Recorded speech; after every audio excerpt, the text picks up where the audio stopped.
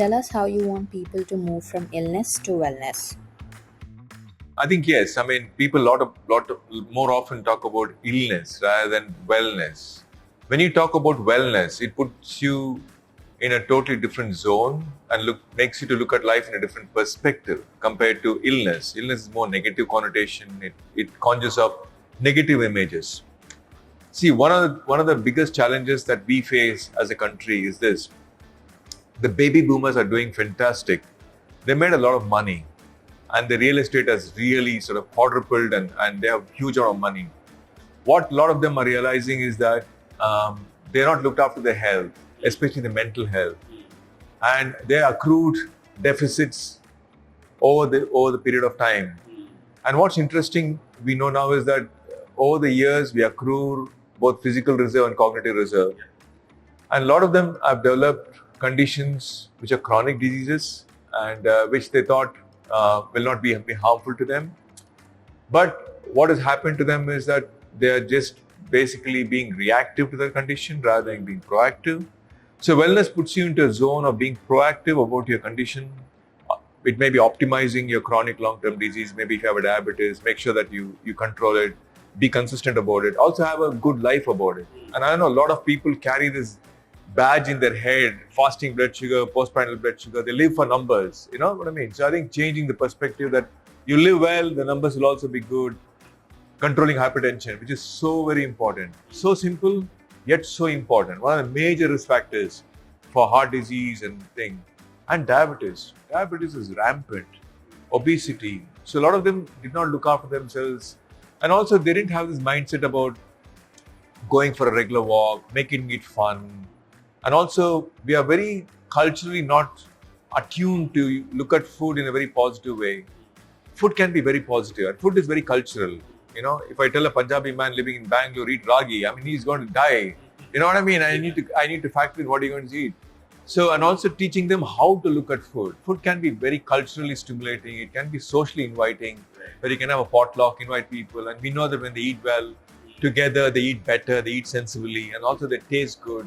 So basically changing perspective, and also about vaccinating them, because people think vaccinations for kids. But yes, COVID has done a great deal of good for us. It has put vaccination into front and center. It has taken out the negative impact of vaccination. And adult vaccination, we vaccinate every year for flu, pneumococcal vaccines, the two types of pneumococcal vaccines, conditions like shingles, which is brutal. And third common cause of chronic pain in older people is shingles. And pain is devastating. So I think that's there. And there are so many other vaccines. You need to vaccinate for diphtheria, tetanus, measles. People think, oh, I was not a kid. I mean, you are a second childhood. You're going through second childhood. You just need to vaccinate. The reason is that as you go through life, your memory cells or the ability to fight back starts waning. And so you just need to give them a boost. And people are living longer. So I think changing perspective, looking at age in a very positive connotation. And age is such a wonderful thing. It's just that how you look at it. I think that's what it is. So it's changing from illness to looking at it from a wellness perspective. Yeah. What is the change you noticed in patients pre and post COVID? For a lot of people, COVID taught them what this social relationship means, what mental health means, what it to have friends means. It also taught them how to go through fears of loneliness, anxiety, So it made them to realize the importance of mental health, having cognitive reserves, a mental resilience to go through this. And also it taught them how, when you're pushed to the corner, you defend yourself, get into a proper diet. Although there's so much of doom and gloom, there was an air of anxiety and trepidations all around. In spite of that, a lot of them coped well. But a lot of them really caved in as well. They felt that the reserves are bad. They could not cope, and they became extremely anxious, and it brought out worst in them. For some people, it brought out the best in them. For some people, it made them realize what true relationships are. Many families I know where children started disliking the parents because they started showing the sides that they're not seeing, and it is so disastrous. But COVID also brought out a lot of things. It's about depression, anxiety, loneliness, big thing. it also brought out something good, because a lot of my younger children would say about, why should my dad feel lonely, mother feel lonely? There is TV, they can go out. And when they were caged in the house, they realized what loneliness is. So they were able to relate, understand, be empathetic about it. So it brought a lot of good things about it. And of course, vaccination. And it is unprecedented in the history of medicine that we got a vaccination in 11 months. Well, there are a lot of skeptics. Of course, it brought a lot of skeptics. There are a lot of people who believe in it. I'm not telling that vaccination everything was done hunky-dory well. Yes, there were a lot of things that was overlooked. A lot of things has been underreported. A lot of things may be overreported. But for the greater good, vaccination has done an amazing thing. We still see COVID. But how come they come like a flu and go away? It's because of vaccination. But as vaccination had effects, of course there were effects. Every vaccination had effect. But this is put in the spotlight because there were a lot of media scrutiny on this. So all the vaccination that we give does have side effects. And the same thing. Another thing is that a lot of people are more amenable to talk about vaccines after COVID. So that's a good thing.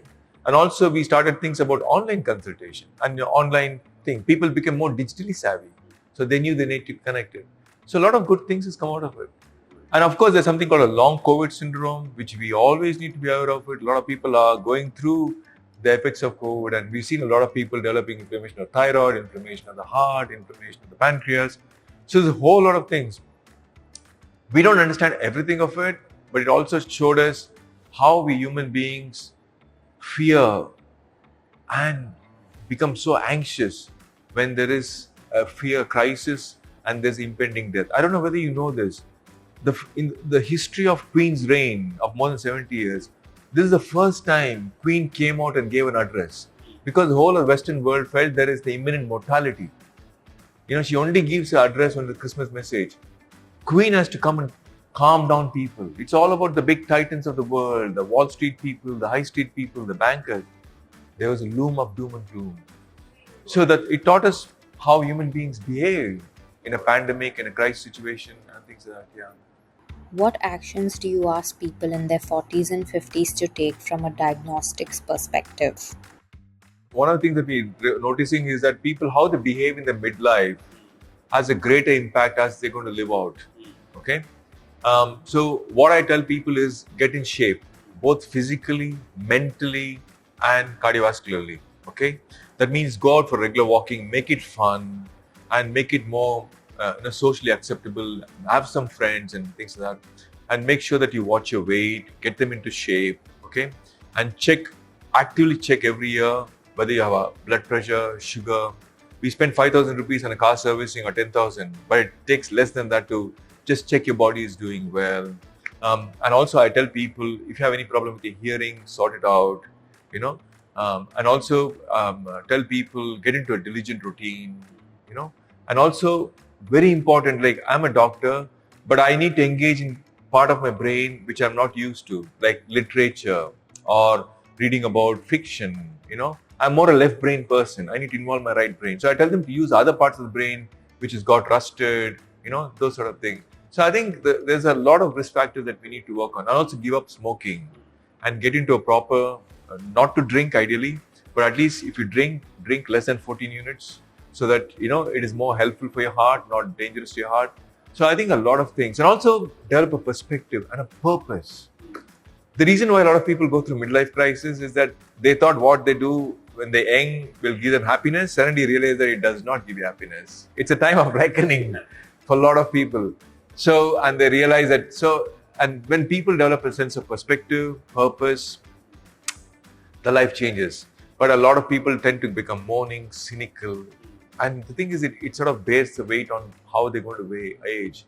So as you age, you can be a whiner, or you can be a winner. It depends on how you shape up your attitude and things like that. So I think midlife is a huge thing that we can do. As I said, treating dementia is expensive. It's extremely brutal disease. It strips of one's dignity. There's a high rate of caregiver burnout. Okay? So the best bet that we have is prevention. So we need to work on people, especially the midlife, and work on this modifiable risk factors. There are 14 modifiable risk factors. Even vision is a modifiable risk factor. Look at your cholesterol, get your shape into cholesterol. treat them so that we can mitigate as much as possible people developing dementia. Because I've seen when they develop dementia, your risk of falls increases, your risk of infection increases, your risk of depression goes up. Okay, and I know very well people who come to the hospital, even if they're crorepathies, it doesn't take long for them to become roadpathies. You know what I mean? It's an expensive process of coming to the hospital. So keep your mind, keep your brain sane. I think I'm Dominic only because I have my memory. Yeah. If my memory goes, I don't even know who I am, and that's the most devastating, horrible, undignified position that I can be in. Are people taking their cognitive health as seriously as they are in the West? Do people come voluntarily and get memory tested? No, because people want to tell a lie to themselves, saying that I'm okay. But many times they get caught out because spouse comes and tells, okay, he's lost his purse, he lost his way, and things like that, and that's too late. But there are the other people who are much more conscious, and because they had a family history of somebody who developed dementia. And there are people who come when they know somebody who's developed dementia, or in the family, there's a family history, or one of their relatives or somebody. They do come. We do run a memory clinic, and it's not a fully accepted and acknowledged thing. But I strongly urge people to get the memory tested, like the way they get the blood pressure tested. It's always good to have a benchmark where you are, and you know which of your circuits are getting rusted, and you can work on them. So it just basically it's more preventive to know what it is. Yeah, because you need to know the benchmark to compare yourself where you are, and it's good. I mean that we have online memory testing. It's very good that we can access people, because people access to memory clinic is not easy, and not many institute runs memory clinic. It's only Premier Institute Memory Clinic, and it's so very vital. Memory is so very vital, and I encourage people to go for a thing.